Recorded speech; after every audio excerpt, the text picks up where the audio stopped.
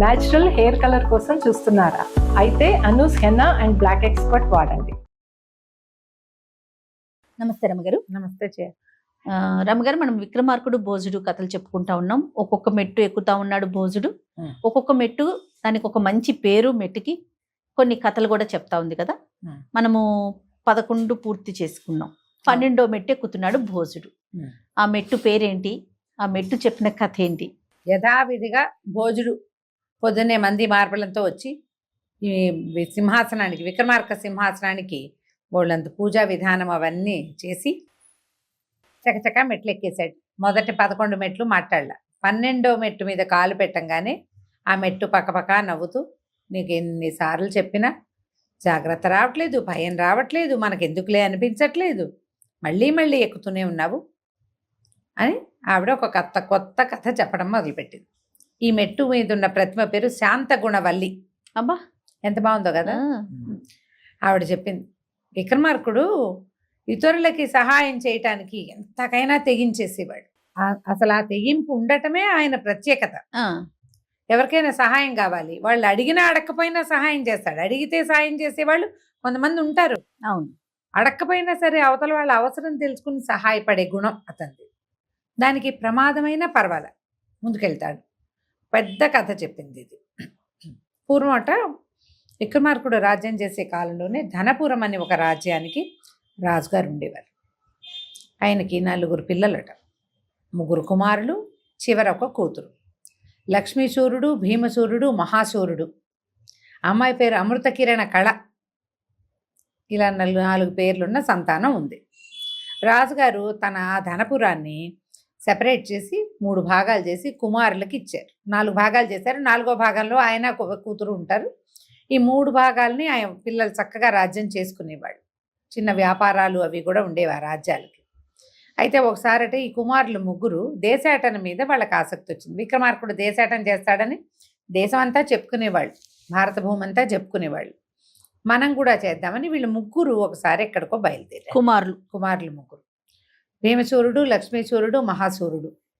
వీళ్ళు వెళ్ళగా వింధ్యాటవి ప్రాంతంలో వీళ్ళకి 3 తోటలు పక్కపక్కన, 3 3 కొలన్లు, 3 మందిరాలు కనపడ్డాయి. 3 ఉన్నాయి, ఏమిటో తమాషాగా ఉందని ఆ 3 కలిపేలాగా ఉన్న ఒక మండపం ఉందట ముందు. మండపం పెద్ద చెరువు, దాన్ని ఆనుకుని మండపం, దాని వెనక భాగంలో 3 చిన్న చిన్న తోటలు, చెరువులు, మందిరాలు అలా కనపడుతుంది. వాళ్ళే తమాషాగా ఉన్నాయని పడుకున్నారు. రాత్రి ఎక్కడ నిద్రపోయారు వీళ్ళు? ఆ మండపంలో పడుకుంటే తెల్లవారు ప్రతిరోజు అర్ధరాత్రికి 3 దేవకన్యలు వస్తారు అక్కడికి. ఈ 3 దేవకన్యలవి ఈ 3 తోటలు, ఆ 3 కొలన్లు, 3 మందిరాలు వాళ్ళవి. రాత్రిపూట భూలోకంలో విహరించి తెల్లవారేసరికి వెళ్ళిపోతారు.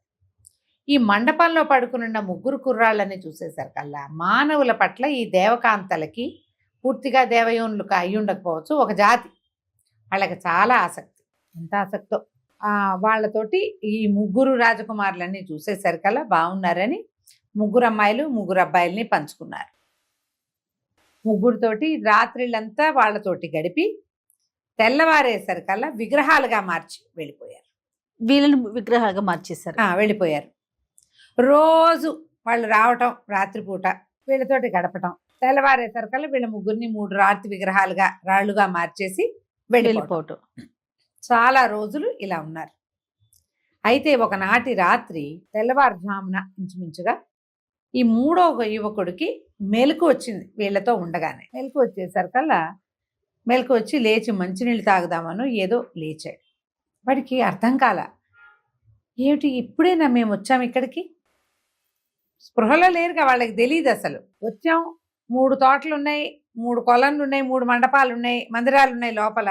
ఈ మండపంలో పడుకున్నాము, ఎట్లా ఏమిటి అనేది వాడికి సమయం అది అర్థం కాల.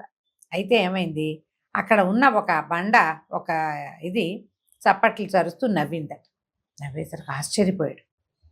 ఎందుకు నవ్వుతున్నావు, ఎవరు నువ్వు, ఎందుకు నవ్వుతున్నావు అని పదే అడిగితే, ఒరి పిచ్చివాడా, నువ్వు వచ్చి నిన్న ఇవాళ రాత్రి వచ్చాను అనుకుంటున్నావేమో, నువ్వు ఎప్పుడో వచ్చారు మీరు. ఈ దేవకన్యలు ప్రతిరోజు మీతో భోగించి తెల్లవారేసరికి మిమ్మల్ని రాళ్ళని చేసి వెళ్ళిపోతున్నాయి. ఇంతే మీ బతుకు. తెల్లార్లు రాతి బొమ్మలాగా పడి ఉంటారు. రాత్రిపూట వాళ్ళకి ఉపయోగపడతారు. మీరు తెల్లారేసరికి మిమ్మల్ని వదిలేస్తారు. కానీ మీరేం స్పృహలో ఉండరు, మనుషులుగా ఉండరు అనేసరికి ఆశ్చర్యపోయాడు. మరి ఇప్పుడు ఎట్లా, నేను ఏం చేయాలి, ఇప్పుడు ఏం చేయను అని అడిగాడు. ఆ రాతి బొమ్మ అక్కడ ఉన్న రాయి ఏమన్నదంటే, 3 గుళికలు ఇస్తాను, ఆ గుళికలు కనుక నీ దగ్గర ఉంటే నువ్వు నిద్రపోవు, ఈ అమ్మాయి నిద్రపోతుంది, నీతో ఉన్న అమ్మాయి నిద్రపోతుంది, ఈ గుళికలు ఉంచుకో, తర్వాత కాలంలో నీకు ఉపయోగపడతాయి అని చెప్పింది ఆ బొమ్మ, ఆ రాయి. వీడు సరేననుకున్నాడు, వెళ్ళి పడుకున్నాడు.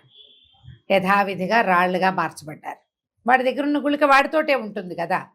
మర్నాడు రాత్రి ఈ దేవకాంతలు వచ్చినప్పుడు వీడు నిద్రపోల, ఇతనితో భోగించిన అమ్మాయి నిద్రపోయింది. వీడు మెలకుగా ఉన్నాడు. ఏం చేశాడు, అన్నల దగ్గరికి వెళ్ళి, వీళ్ళంతా అప్పుడైతే రాత్రిపూట మెలకుగా అంటే మనుషులుగానే ఉంటారు, రాళ్ళు ఎవరు.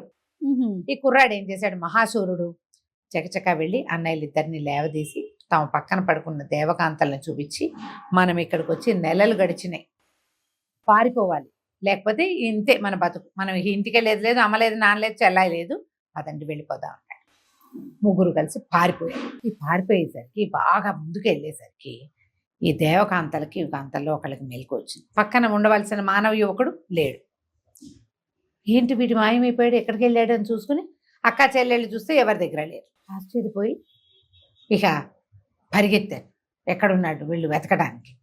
ఈ వెనకాల ఈ ముందు ఈ వెళ్ళిపోతున్న రాజకుమారులు 3 కనపడేసరికల్లా వాళ్ళ వెంటపడితే ఈ కుర్రాడు గుళికలు ఇచ్చిందిగా ఆ రాయి, ఓ గుళికను వెనక్కి విసిరితే పెద్ద మంట వచ్చింది. దేవకాంతలు కొంచెం ఆగారు, ఇంకా ముందుకు వెళ్ళిపోయారు. వీళ్ళు మళ్ళీ అవన్నీ తప్పించుకుని మళ్ళీ వచ్చారు. వదిలిపెట్టట్లా అమ్మాయిలు, ఈ 3 అబ్బాయిల్ని. వాళ్ళు వెనకాల పడితే ఉన్న గుళికలన్నీ విసిరాడు, నీళ్లు వచ్చినాయి, మంట వచ్చింది, ఓ పర్వతం వచ్చింది, అయినా కూడా ఆ దేవకాంతలు విడిచిపెట్టలేదు. సరే వీడి దగ్గర గుళికలు అయిపోయినాయి. ఇంతలో ఆ దేవకాంతలు 3 ఆగిపోయి అక్క చెల్లి పెద్దవాళ్ళిద్దరు 3వ దాన్ని కేకలేశారు. నీతో ఉన్న యువకుడికి ఎట్లా తెలిసింది ఇది, వాడే ఈ గుళికలు విసురుతున్నవాడు అంటే, వాడికే ఆ కొలం దగ్గర ఉన్న బండలేవో నిజం చెప్పినాయి. నువ్వు ఏమరపాటుగా ఉండటం వల్ల కదా వాడిది తెలుసుకున్నాడు, లేకపోతే హాయిగా ఇచ్చొచ్చినట్టు భోగించేవాళ్ళం. నీ వల్లే జరిగిందని వాళ్ళు ఏం చేశారు, ఆ చేతులు ఇద్దరు చెరుకో కత్తితోటి ఈ చెల్లెల్ని 3 ముక్కలుగా నరికి అక్కడ పారేసి వెళ్ళిపోయారు. 3 కుర్రాళ్ళు ముందుకెళ్ళారు కదా. ఈ వెళ్ళిపోయి వాడు వెనక్కి తిరిగి చూస్తున్నాడు, వస్తున్నారేమోనని. రాలా. రాజకుమారి ఈ దేవకాంతలు రాకపోయేసరికి వాడికి భయం వేసింది. ఎందుకు రాలేదు వీళ్ళు అని చెప్పి, అంటే ఇప్పుడు కొన్ని నెలలుగా ఈ స్త్రీలతోటి గడుపుతున్నారా, వాళ్ళ మీద వ్యామోహం ఉన్నది వీళ్ళకి.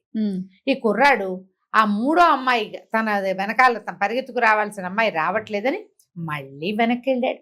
అన్నయ్యలు ఇద్దరు వద్దురా వెళ్ళిపోదాన్రా, వాళ్ళ నుంచి తప్పించుకోవడానికే కదా ఇంత ప్రయత్నం చేశాము అని ఎంత చెప్పినా వినలా. ఏదో జరిగింది, ఏం జరిగిందోనని వెనక్కి తిరిగి వెళ్ళాడు. వెళ్ళేసరికి ఏమైంది, ఈ కాళ్ళు చేతులు మెడ 3 భాగాలుగా ఉన్న ఆ దేవకన్య కనపడింది. బాగా దుఃఖం వచ్చేసింది. మహాసౌందర్య రాశి, ఎంత బాగుందో. దేవకాంత అంటే ముట్టుకుంటే మాసిపోయేలాగా ఉంటుంది. పెద్ద పెట్టి నెడ్చాడు. అయ్యో మేము నీతోటే ఉంటుంటే, రాయిగా ఉంటే నువ్వు హాయిగా జీవించి ఉండేదాన్ని, ఇట్లా ముక్కా చెక్క అయిపోయావు అని చెప్పి బాగా దుఃఖించేసరికి అన్నయ్యలు ఇద్దరు వెళ్దాం అన్నారు. వీడు ఒప్పుకోవాలి, నేను రాను, మీ ఇద్దరు వెళ్ళిపోండి, నేను దీన్ని చితి వెలిగించి దీన్ని దహనం చేసి ఈ అమ్మాయిని నేను కూడా చచ్చిపోతాను, దీంతో పాటు సహగమనం చేస్తానని పెద్ద చితి వెలిగించి పెద్ద పెట్టుని ఏడవటం మొదలుపెట్టాడు. ఈ దేవకాంత శరీర భాగాలు చితి మీద పెట్టాడు, తాను కూడా చితిలోకి ప్రవేశించిపోయాడు. ఆ సమయానికి పార్వతీ పరమేశ్వర్లు ఇద్దరు ఆకాశగమనంలో వెళ్తున్నారు. ఎక్కడికో ఎవరో ఏడుస్తున్నారని చూసి ఆమె చూసేసరికల్లా అమ్మవారు చూసింది కిందకి. వీడు ఒకడు చనిపోయిన దేవకాంతని నిప్పుల మీద పెడుతూ తను కూడా అగ్ని ప్రవేశం చేయడానికి సిద్ధంగా ఉన్న ఈ మానవ యువకుడిని చూసేసరికల్లా ఆవిడ పైనుంచి ప్రత్యక్షమైంది. ఏమిట్రా నాయన నీ బాధ అంటే, ఇవి కొంతకాలంగా వీళ్ళు మాతో ఉన్నది జరిగింది చెప్పాడు. ఆమె ఏమీ లేదు, చేతులోంచి కాసిన నీళ్లు జల్లి దేవకాంతని బతికించేసి, ఆవిడ పోతే బాగానే ఉండేది, మా వల్ల చచ్చిపోయిందని బాధగా ఉంది నాకని చెప్పాడు. జీవించేశారు కదా. ఆ పార్వతీ పరమేశ్వర్లు వెళ్ళిపోయారు. ఈ జీవించిన దేవకాంత పట్టు గబగబా వచ్చి వీడిని కౌగులించుకుంది. మా అక్కయ్యలు ఇద్దరు నన్ను 2-3 ముక్కలు చేశారు. నిజానికి దేవకన్యని నాకు మరణం లేదు, కానీ మా వాళ్ళలోనే ఎవరైనా చేస్తే మాకు మరణం వస్తుంది, మిగిలిన వాళ్ళు ఎవరు మమ్మల్ని చంపలేరు. ఓహో. మా వాళ్ళే మమ్మల్ని చంపగలుగుతారు, అందుకనే మా అక్క ఇలా పనిచేశారు, నీ వల్ల నేను మళ్ళీ పునర్జీవితరాలను అయ్యాను అని చెప్పి చాలా సంతోషంగా అతనితో కాసేపు గడిపి ఇతనికి ఒక వీణ ఇచ్చిందట. నువ్వు ఎప్పుడు ఈ వీణ మీటితే నేను అప్పుడు నీ దగ్గరకు వచ్చి నిన్ను సంతోషపెడతా, నీ తిండి తిప్పలు, నీ శ్రమ అలసట, నీ సంతోషం ఆనందం అన్నీ తీరుస్తాను నేను, ఈ వీణ ఉంచుకోమని ఆ చిన్న ఇంత వీణని అతని చేతిలో పెట్టి, వీళ్ళు ఎక్కడో దిగబడిపోయారు కదా, వెనక్కి నడిచి వస్తున్నారు మెల్లిగా అన్నదమ్ములు ముగ్గురు, ఎక్కడికో వెళ్ళారు, తిరిగి వెళ్ళాలి. అంతకుముందు గుర్రాలు ఉన్నాయి, ఇప్పుడు గుర్రాలు బెర్రాలు ఏం లేవు, వీళ్ళే నడిచి రావాలి. సరే వీళ్ళు ముగ్గురు నడిచి వస్తూ ప్రతి 10 గంటలకి 12 గంటలకి ఆ అబ్బాయి వీణ వాయించడం, ఆ అమ్మాయి వచ్చి వీళ్ళకి కావాల్సిన ఏర్పాట్లు చూడటం, అతనితో సంతోషంగా గడిపి వెళ్ళటం, అలా చేయటం కోసం వీణ ఉంచుకున్నాడు. అయితే ఏమైంది, ఈ అడవి ప్రాంతంలో వస్తుంటే ఒక చోట ఒక ఋష్యాశ్రమం లాంటిది ఉంది. ఆ ఆశ్రమం దగ్గర వీళ్ళు ముగ్గురు ఆగారు. ఇతను వీణ పెడితే ఆ అమ్మాయి వచ్చింది, వచ్చి వీళ్ళకి ఆహారం ఇచ్చింది. తర్వాత ఏం చేశారు, ఈ కుర్రాడు ఈ అమ్మాయి మన విహారం ఏకాంతం కోసం అలా నడిచి ముందుకెళ్ళారు.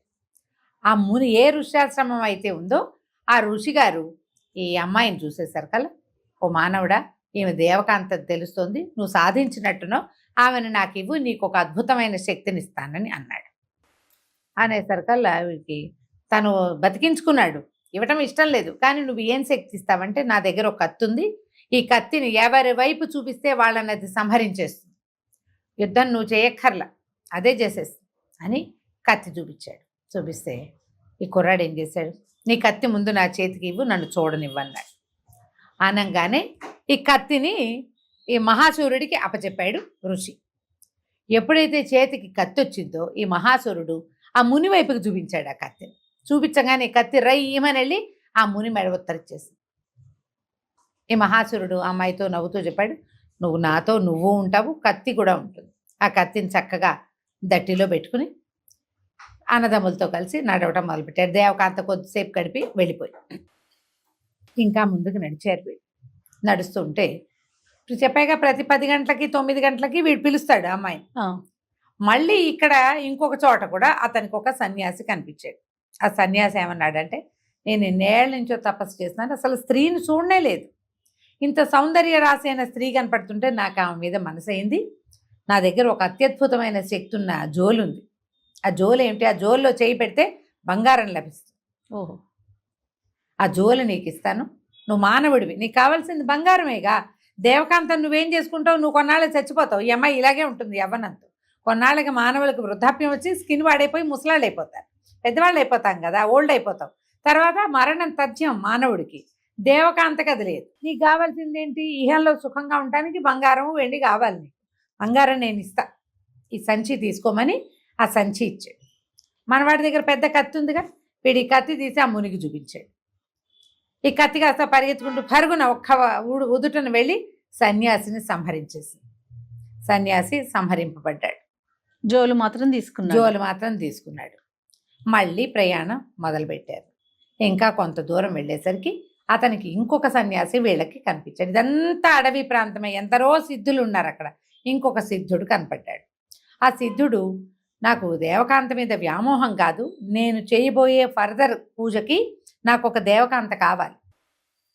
ఇప్పుడు ఇంత సిద్ధంగా కనపడుతుంది కదా, నా దగ్గర అద్భుతమైన పావుకోళ్ళు ఉన్నాయి, ఆ పావుకోళ్ళ మీద కాలు పెడితే నేను ఎక్కడికి కావాలంటే అక్కడికి తీసుకెళ్తే అవి ఇస్తానన్నాడు. దేవకాంతాన్ని నా పరం చెయ్యి, ఈమె నీ స్వాధీనంలో ఉంది కాబట్టి నేను ఆమెను పిలవలేను, నా కంటికి కనపడుతోంది కాబట్టి నాకు ఈమె ఉపయోగపడుతుందంటే మనవాడు ఆ పావుకోళ్ళు కూడా తీసుకుని కత్తి చూపించాడు. ఆయనను కూడా సంహరించేసింది ఆ కత్తి. ఇంకా వెళ్ళారు ముందుకు. ఈసారి ఒక వృద్ధ తాపసి కనిపించాడు. ఆయన దగ్గర ఒక దండం ఉంది. ఆయన ఏమన్నాడంటే, నాకు దేవకాంతనివ్వు, ఈ దండాన్ని నీకు ఇస్తాను, ఈ దండం ఎవరినైనా మరణించిన వాళ్ళని దీంతో ముట్టుకున్నామంటే వాళ్ళు జీవిస్తారు. ఓహో అనేసరికి దండం కూడా పుచ్చుకుని మహాసూరుడు ఆ ఋషిని కూడా కత్తితోటి చూపించాడు. కత్తి కాస్త ఇదనేం చేయక్కర్లా, అదే పరిగెత్తుకుంటూ వెళ్ళి మెడగోసేస్తుంది, సంహరించేస్తుంది. ఈ వస్తువులన్నిటినీ సాధించుకుని సంతోషంగా పావుకోళ్ళు ఎక్కితే ఇంటికి వెళ్ళిపోతారు కదా, ఆ పావుకోళ్ళ మీద తను నిలబడి తన అన్నయ్యల చేతులు పుచ్చుకుని మేము మా ఇంటికి వెళ్ళిపోవాలని కోరుకున్నాడు. అందరూ కలిసి వీళ్ళది ఈ ధనపురం ఉంది కదా వాళ్ళ సొంత ఊరు, ఆ ఊరికి అక్కడికి వచ్చేసారు. చేరిపోయారు. తల్లిదండ్రి ఎంతో సంతోషించారు. ఇన్ని సామాన్లు ఇన్ని రకాలు వచ్చినాయి. కాకపోతే ఇతను వీటి గురించిన ప్రత్యేకత ఎవ్వరికీ ఎప్పుడూ చెప్పల. తన వస్తువులు తను దాచిపెట్టుకున్నాడు. అతనికి ఒక ప్రత్యేక మందిరంలో ఆ చిన్న వీణ ఎప్పుడు కావాలంటే మీటితే అప్పుడు దేవకాంత్ వచ్చి ఇతనితో సంతోషంగా గడుపుతుంది. ఈ వస్తువులన్నీ వరుసగా పెట్టుకుని ఒక గది మూసి పెట్టుకుని ఉన్నాడు. అయితే ఇలా వచ్చిన తర్వాత విక్రమార్కుల వారు వీళ్ళ కథలోకి ఎప్పుడు ఎంటర్ అయ్యాడు అనేది మనం వినాలి కదా, ఇంకా ఉంది. అవును. కాబట్టి ఆ ఒక ముక్కని మనం వచ్చే భాగంలో చెప్పుకుందాం. తప్పకుండా డాక్టర్. నమస్తే. నమస్తే.